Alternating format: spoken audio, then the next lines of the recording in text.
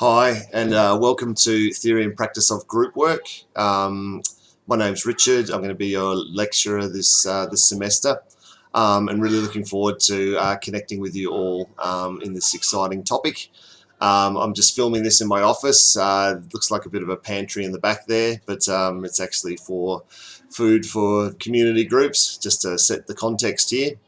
So just, I guess, on talking about groups, I guess the first question that comes up is why groups? What's the importance of working within groups? And also, I guess, what is group work? I want you to consider the Forsyth's suggestion or definition of group work, who says that the defining features of a group are relationships, linking a substantial number of members, boundaries, interdependence, structure, cohesion, and entitativity. Perceived groupness is what that means. And groups with more of these features are more influential than other forms of association, such as social networks. It's a long and kind of almost complicated quote. But what I understand from that and what I take out of that is that group keys to groups and functioning groups and effective groups are, first of all, the relationships. And we'll talk a lot more about that as we go through today, as I go through further parts of this. But relationships are so integral to the effectiveness of groups. And what those relationships do is they link together the substantial group of the membership. And also those relationships help to set boundaries that is different to just an individual, because you become accountable to the other members of that group. There develops an interdependence. So different to being dependent on someone or being independent of someone, you have this lovely concept of interdependence, which means that kind of I work and you work and we bring out the best within each other. We find the common ground of which where we can connect, and in working in that space, it brings out the best in all the other parts of our life. It gives structure. Groups give structure through that accountability, through that boundaries. And then there's also the idea of cohesion, which is sort of covered in those other things. But, the literally bonding together, coming together, becoming less, individuals, less things all over the place, and more that oneness, moving in the same direction. And then that other E word, entitativity. I think I even said that wrong, but anyway, but the perceived groupness, how you actually perceive yourself within the context of the group. That again, I see myself in a different light because I can actually see myself through other people's eyes and not just my own eyes. And certainly in the workshop that we'll do tomorrow, we'll talk about the Johari window, which again gives some insights into how we can actually grow within ourselves from that kind of idea of perceived groupness. I also actually like probably more the Harrison White quote that is on the next slide after the Forsyth quote. It's probably just a bit easier to understand, really. But it says the assumption underpinning group therapy, so that's when you go into a group therapy, is that when people come into a group and interact with other group members, they'll replicate the issues and problems that brought them to group therapy, as in they will talk about them. So those things will be replicated over and over from the people's perspective who bring them. And therefore the group's processes and dynamics can be used as mechanisms for change through the exploration of interpersonal relationships within the group. So it's basically saying that change can happen through the processes of group, because as we bring those things, those issues that we might bring to a group therapy, for instance, as we sort of put them on the table and they become replicated and discussed and talked about, the process and the dynamics that happen within that become the very mechanisms for change, for the therapy to happen, for people to get out of whatever they're stuck in, and be able to move to a different place. So the power of groups and that replication, and the dynamics interacting is what actually causes that change. The main textbook readings, obviously, that you'll engage with, talk a lot about the types of different groups, and there can be various groups that that are set up for different reasons. They talk about things like task groups, probably one that we think about or we know about, that you come together as a group to perform a particular task. Working bee, for instance, classic task group. Then there's other groups which are quite common, things like psychoeducational groups, which might be like a parenting group, for instance, where you come together to kind of learn something new and develop that skill and that kind of thing as you bring your own stories to the table, get input from other people. So psychoeducational. Counselling groups, which are particularly around listening.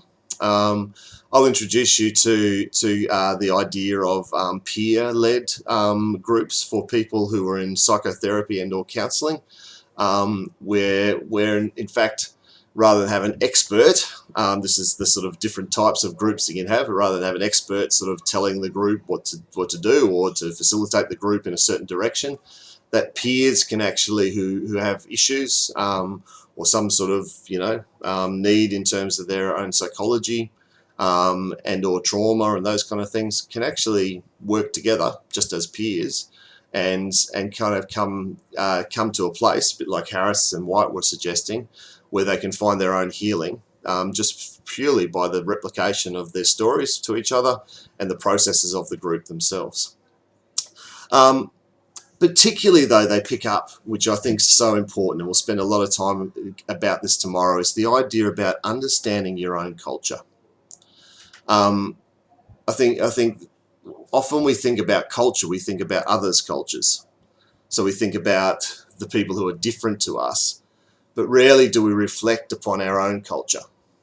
And to understand another's culture is to really be highly aware of how our culture, whatever culture that we live in, and that culture is more than just language, but it is language, it is values, it is societal expectations, it is gender ideas, it is tied up with often religion or spiritual beliefs or not spiritual beliefs, as it might be.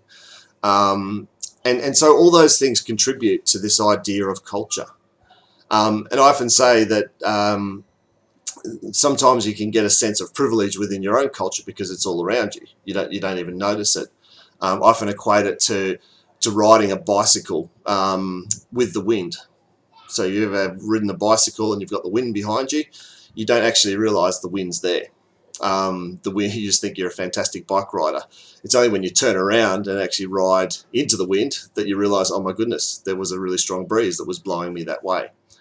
A little bit similar with culture often, that we just go along thinking, well, everyone else has a different culture or cultures, and we sort of try and understand those. But sometimes you actually need to, and that's things like traveling overseas or even trying to understand someone else's culture, suddenly makes you aware of your own culture. And it's in a group situation, it's so important to have that understanding of your culture and how that affects your worldview, how that affects the way you even participate or facilitate or connect with other people in a group situation. Your culture has so much effect on that. And so without being aware of it, you kind of collude with the idea that that's the way to do things, whereas there's actually many ways to do things. And so being aware of that culture is really important, and we'll explore that hopefully in a fun kind of way tomorrow in the workshop. I guess finally, I just wanted to highlight the idea that's brought up in the slides of Ubuntu, which is the essence, an African word, essence of being human. I won't read out the actual definition of Ubuntu because I find that, again, slightly complicating.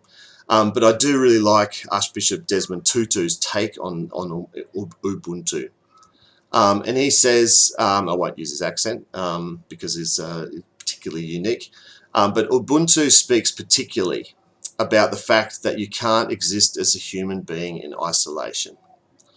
I really want you to consider that concept as such an important concept, and why groups are such an important way of connecting, particularly when we're working with people. I work in a situation which in health where we talk about social determinants of health.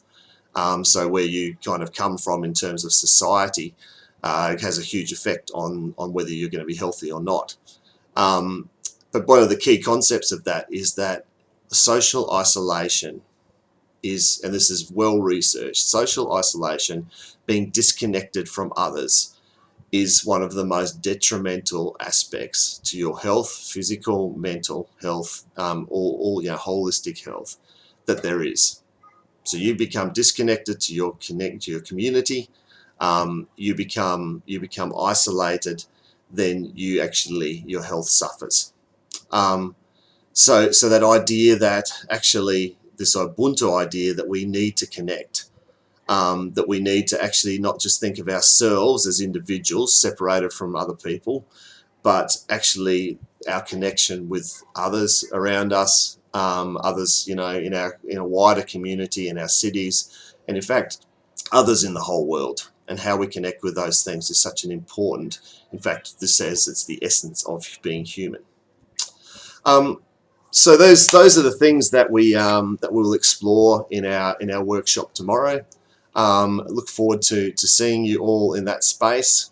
Really encourage you to read the readings before you come. Have a good look at the slides, and certainly the exercise around the pictures and developing a story for those pictures.